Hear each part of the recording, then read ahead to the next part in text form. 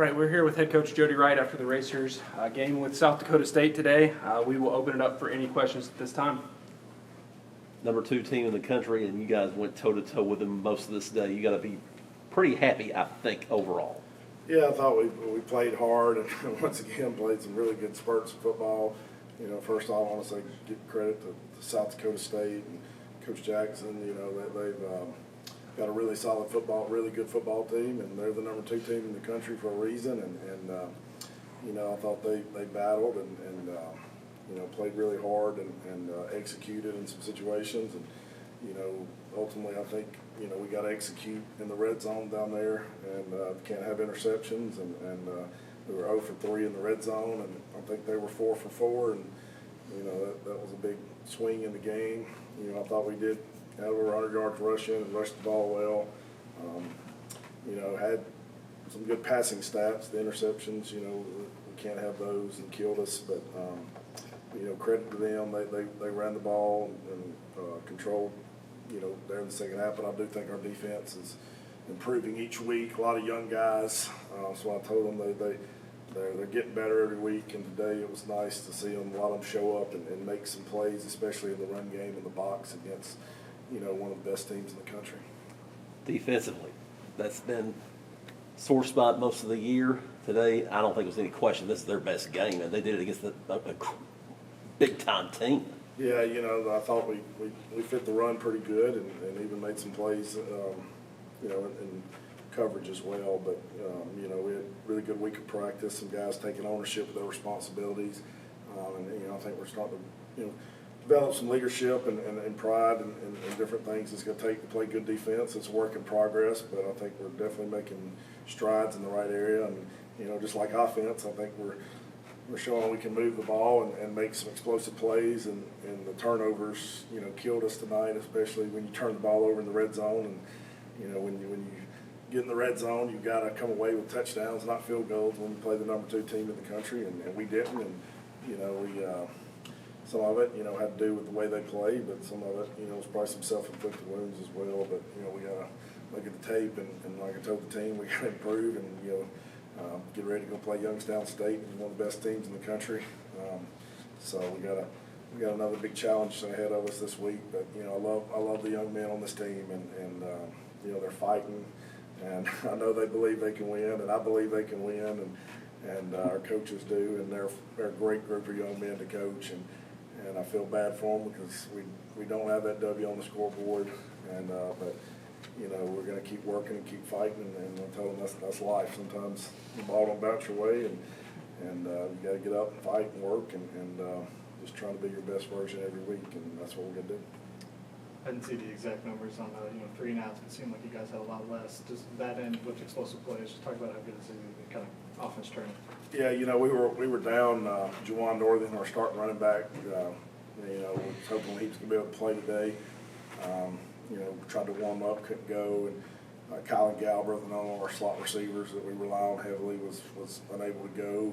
Jordan Sonneborn, our starting outside linebacker, was out today, and Keon, another one of our starting linebackers, was out. So, you know, that's going to happen. This is a physical conference, and you're going to have guys tell them all the time it's next man up mentality, and everybody's got to be ready to play. And so I was proud of Jordan Washington and Tyrell for thought they ran the ball really well tonight and jumped in there and you know, made some explosive runs for us and ran the ball good. I thought our offensive line competed and fought, you know, against a really good South Dakota State defensive line. But you know, wasn't good enough tonight. But you know, I thought we had plenty of opportunities to win the game. And you know, anytime you play the number 2 team in the country, you better make the most of those opportunities that you have to score touchdowns or make big plays. And we did some tonight, but just not enough. Jody, you came here, when you first came here, and said, we're going to get big plays, we're going to score a long touchdown. You finally did. Yeah. Against a really, really tough defense. Yeah. How good was it to see Darius get loose? How good was it to see Yeah, it was nice. Jordan get loose for big? Jordan, Jim, you know, Jordan and Darius both made good plays there. Jim made some good throws there as well. But, you know, we feel like we got some guys that can, on offense now, that can take some simple plays and whether it's breaking a tackle or run after catch. We also feel like we got some guys that can separate and hit some big plays. And it's a combination of good protection and good throws and everything. But it is nice to see those young men stretch the field and everything. We got to continue to build on that. And, you know, we got some more receivers that have been banged up and all that. We need to get back healthy. And Jacalen Carter's been nice to have him back as well. He competed and played some good football tonight as well. Lucas DiGiorno. So we got to keep building on that. You know, we just got to keep, like the other team, we got to put all three phases together. You know, last week I thought our offense played good enough to upset Illinois State, a top 10 team. This week I thought our defense played good enough to upset the number 2 team in the country. But, you know, we gotta execute at a high level, or, you know, and not have the turnovers we did on offense. So, but we're going to build off of that. And like I said, we got a lot of great young men in that locker room. They're going to go back to work, and we're going to keep improving. I know Jim, another 300-yard day for him. He had a real good day, I think, also running the ball. But the interceptions, was it because they were disguising their coverages, he just couldn't see someone?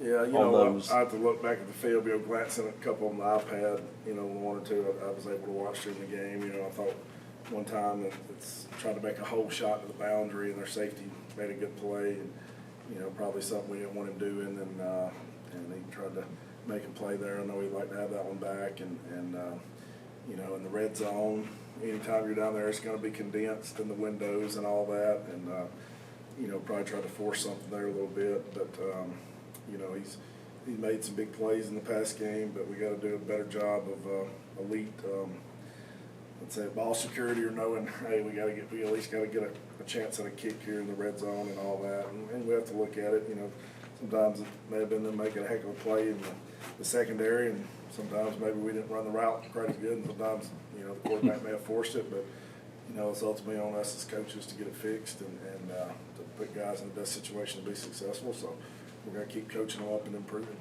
Even though it's against the Jackrabbits with those, you know, turnovers, kind of untimely plays, is it kind of more you feel like this is the one that got away, or can use the positives? Yeah, you know, I think I tried to do a little bit of both. You know, I want our guys to know, hey, we had a chance to, you know, go, you know, I felt like, you know, we execute there and don't turn the ball in the red zone, but, you know, we got a chance in a 4-quarter tight ball game. You'd like to, you know, when you're 0 for 4 and 0 for 3 in the red zone, and you get beat by 21 points, there's your 21 points right there if you execute it. But like I said, give them credit. They executed 4 for 4 with touchdowns, and you know, that's probably why they're the number 2 team in the country. They do stuff like that at elite level, and you know, like I said, a lot of credit to them.